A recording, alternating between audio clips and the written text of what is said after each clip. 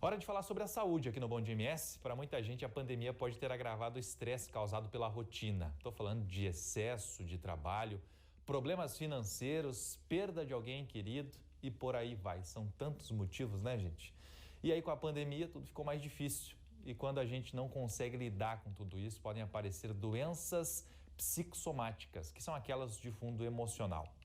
A gente vai conversar então agora com a psicóloga Flávia Teixeira, mestre em saúde coletiva. Você também pode participar dessa conversa enviando sua pergunta pelo WhatsApp 99804-4400. Bom dia, Flávia, seja bem-vinda. Eu fiz aqui uma definição bem rápida, mas eu gostaria que a senhora começasse explicando melhor sobre essas doenças psicossomáticas, né? Até esse nomezinho é difícil, né? Como é que essas doenças surgem, hein? Bom dia.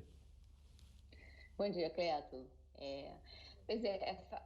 Falo, né, de doenças psicossomáticas, são aquelas doenças que têm uma origem de fundo emocional e que vão se apresentar no corpo os sintomas, né? Então, a gente pode ver aí que com a ansiedade, né, quer dizer, uma forte pressão que as pessoas sofrem, aí a pessoa vai desenvolver dor de cabeça, vai desenvolver aquela que a gente chama, né, assim, os sintomas do transtorno do pânico, que são dores no peito, né, dificuldade de respirar, enfim. São doenças que as pessoas associam a um fundo emocional, né, uma dificuldade de lidar com as questões, né, um forte estresse, e aí isso vai ser retratado, vai vir como sintoma no corpo. Agora, pelo que a senhora falou, então são doenças que a gente acaba se confundindo, né? Que atingem partes do corpo, como por exemplo a dor de cabeça. Agora, o que causa isso, né? A gente tem um problema que é psicológico, que acaba atingindo talvez algo até físico. Como que isso funciona, hein? Como que a ciência explica, a medicina explica? Uhum.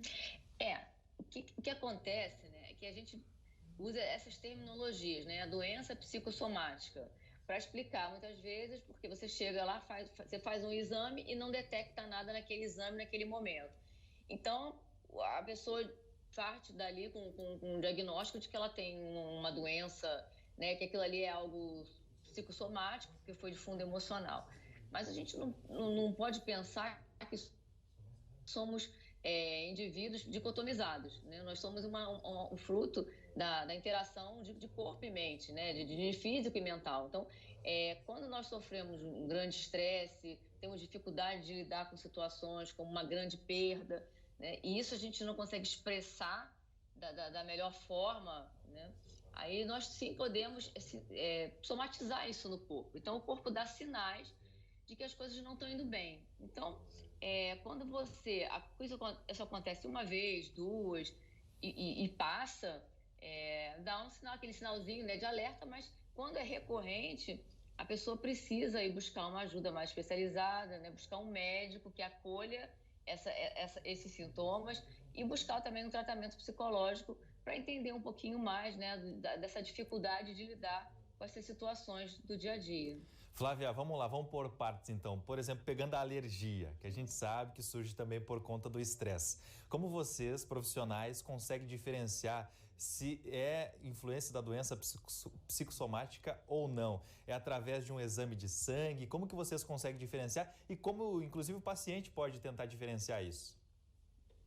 Uhum. Sim, esse paciente vai procurar primeiro, né, um médico, né, um dermatologista, no caso, um clínico, e esse médico vai fazer os devidos exames necessários para poder ver qual é a origem daquela alergia, né?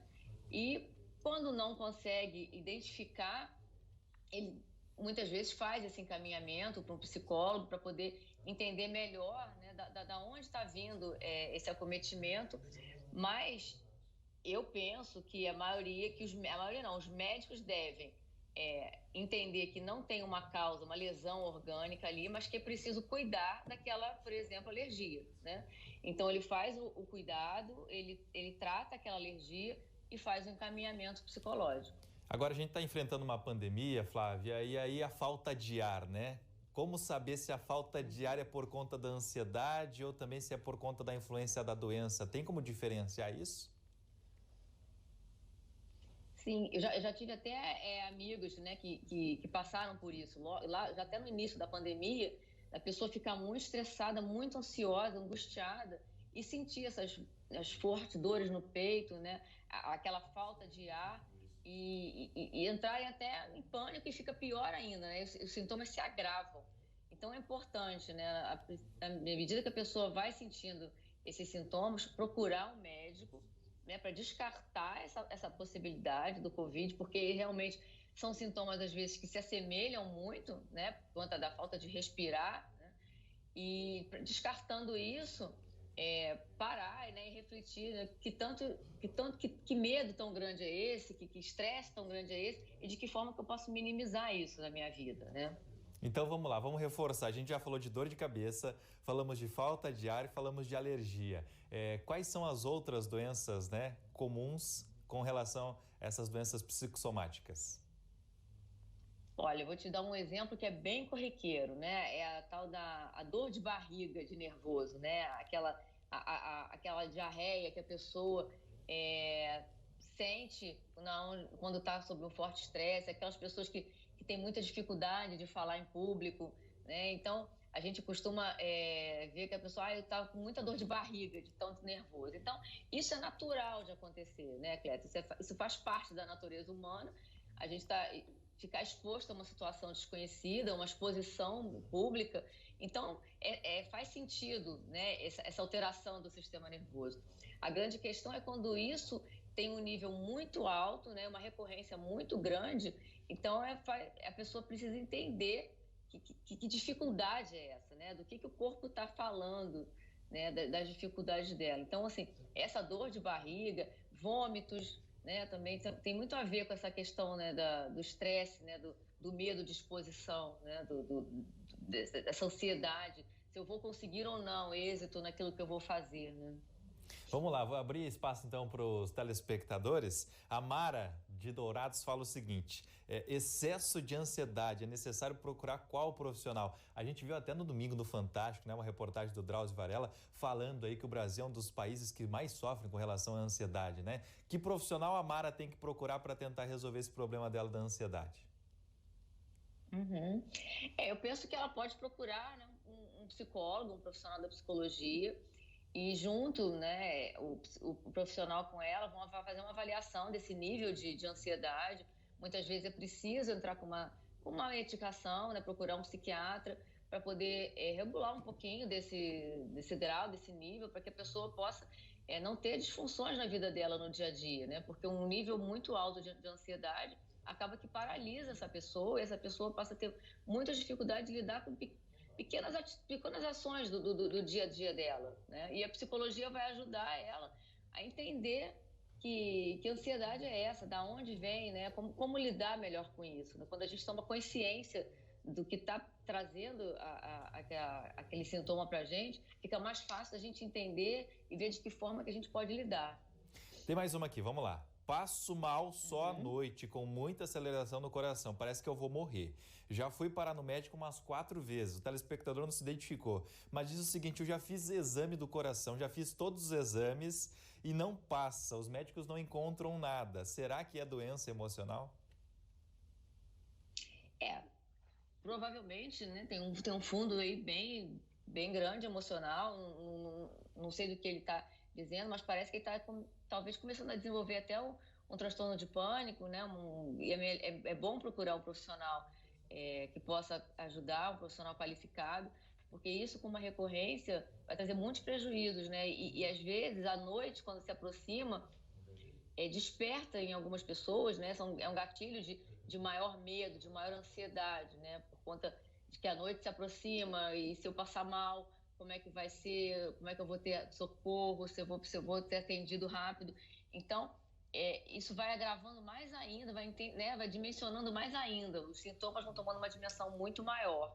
Então, é importante fazer uma avaliação e procurar entender, né, que medo é esse, né?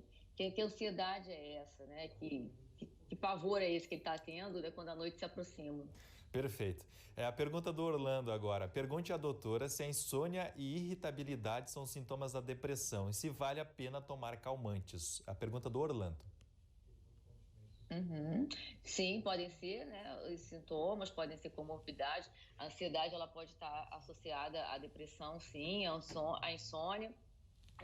A depressão, ela se acomete mais o sono quando a pessoa ela costuma acordar às 6 da manhã e ela começa a acordar às 3, às 4, né? Então é um despertar anterior. A pessoa começa a ela precisa ficar atenta porque pode ser um sintoma, né, da depressão. Então ela precisa buscar um profissional da área para poder medicar, né? Então não é só tomar o calmante, é procurar um psiquiatra que vai entender, que vai avaliar esse grau, né, como é que está esse processo aí da doença, né, do desenvolver da doença, e vai fazer a medicação e sendo necessário, ele vai fazer um encaminhamento para um psicólogo. Ó, a pergunta aí vai ao encontro do que nós estamos falando aqui, ó. Bom dia, eu tenho até falta de ar e muita irritação. Irritação até comigo mesmo. Isso é sério, doutora? Pergunta o telespectador. Assim, essa irritação pode trazer várias dificuldades na vida dele, no dia a dia, né, de lidar com ele mesmo, né, com as relações sociais, relações familiares, relações no trabalho, né? Então pode ser aí sim o desencadeamento aí de uma depressão, né, de um processo de ansiedade. Então pode trazer muitos prejuízos para a vida dele. É importante que ele busque ajuda. Sempre buscar ajuda é importante, né? Bom dia, eu perdi meu pai há 4 meses, eu sofro até hoje, tenho muita dor de cabeça, parece que vai explodir e porque ficamos todos os dias conversando, agora fico sozinha, me sinto muito mal, aí todo dia eu tenho alguma coisa, diz a telespectadora aqui, né? Eu já tive depressão quando perdi minha mãe, será que eu posso estar com problema emocional? É a pergunta. Ela está passando por um processo, né, que a gente chama do processo de luto, é um processo natural de nós vivemos quando perdemos, temos uma perda importante, significativa na nossa vida, né? Então, assim, o que a gente costuma dizer é que o luto não é medicável, né? Não existe uma medicação para o luto. Inclusive, é necessário passar por esse processo. Agora, não é preciso que, além do sofrimento, né, dessa dor da perda, a pessoa fique sofrendo, né, quer dizer, tendo crises de dor de cabeça constantes, porque aí ainda fica mais dolorido ainda esse processo, né? Então, talvez buscar uma ajuda, né, um clínico que possa auxiliar ela numa medicação que atenue essas fortes dores de cabeça, né? E que isso, né, assim, torço para que ela possa passar e atravessar esse momento da melhor forma possível para ela, porque realmente é um momento difícil, né, e doloroso. E o luto, cada um tem o seu processo ali de enfrentamento, né? Muito particular de cada um, né? Por exemplo, tem gente que consegue superar em um mês, outros demoram um pouquinho mais. Agora, para finalizar, nós estamos chegando para o fim da entrevista. A senhora já comentou um pouquinho, né? Tem que buscar ajuda do profissional. Como tratar, então, essas doenças? Sempre tem uma solução? Para tudo há uma solução, podemos dizer assim? Para tudo há uma solução, né? Eu costumo dizer que só não tem solução para a morte, né, Cleto? Então, assim, na medida que a gente começa a entender que alguma coisa está acontecendo, que nós não estamos sozinhos conseguindo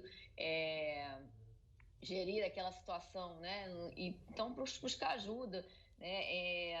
Até mesmo iniciar um exercício físico já pode ser o começo, né? Para ir atenuando essas questões, né? Porque a gente sabe cada vez mais que o exercício físico, por exemplo, é uma fonte, né, que vai produzir uma série de elementos químicos no nosso cérebro que vai repercutir para o nosso corpo e vai trazer aí satisfação e prazer e vai ajudar com o sono, né, com a irritabilidade. Então, assim, tem alguns recursos também que podemos procurar, né, além dos recursos médicos e psicológicos. Mas eu friso sempre que é muito importante buscar essa ajuda especializada, né? Para que isso não vá tomando uma dimensão muito maior na vida da pessoa, uma proporção grande que vai impedindo essa pessoa e paralisando ela no dia a dia. Perfeito. 6h42, a gente conversou com a psicóloga Flávia Teixeira, mestre em saúde coletiva. Obrigado pelas informações, uma boa terça-feira. Obrigada a você pelo convite, uma boa terça-feira para vocês. Sempre à disposição.